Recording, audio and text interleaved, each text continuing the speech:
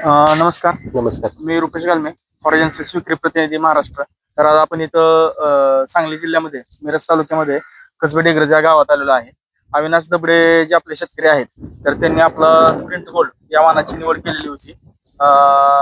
तर आपण त्यांच्याकडून स्प्रिंट गोल्ड त्यांना कसं वाटलं तर त्याच्याबद्दल माहिती जाणून घेऊया. नमस्कार. माझे नाव अविनाश शिवाजी दबडे, राहणार कसबे डिग्रज. मोबाईल नंबर 9284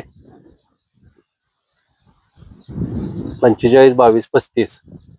आम्ही त्या नवीन वाहनाची निवड केलेली होती.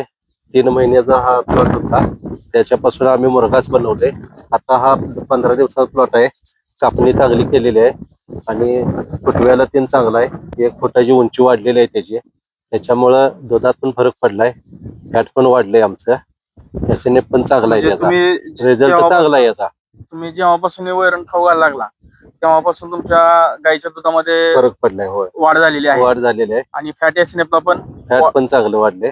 तर तुम्ही बघू शकताय, शेतकरी बांधवांचं असं म्हणणं आहे की त्यांनी आपलं स्प्रिंट गोल्ड हे वैरण खाऊ चालू केल्यापासून त्यांच्या गाईच्या दुधाच्या फॅटमध्ये, एसएनएफ मध्ये आणि दुधाच्या क्वांटिटीमध्ये पण फरक पडलेला आहे. तर मग तुम्ही सर्व शेतकरी बांधवांना काय सांगू इच्छिता? सर्वांनी ज्यांनी जनावर पाळतात त्यांना हा चारा करण्यासाठी काही अडचण नाही. स्प्रिंट गोल्ड तर हा 6 कापणीचा ज्वारी आहे. तुम्ही बघू शकताय, हा 15 ते 20 दिवसाचा प्लॉट आहे. या प्लॉटला अजून पाणी दिलेलं नाहीये, पावसाच्या जीवावर झालेला आहे. कारण यांचं जे क्षेत्र आहे ते नदीच्या कडेला आहे. तर लाईट तुमच्याकडे किती दिवस बंद होत्या? मध्ये 8 दिवस लाईट बंद होते.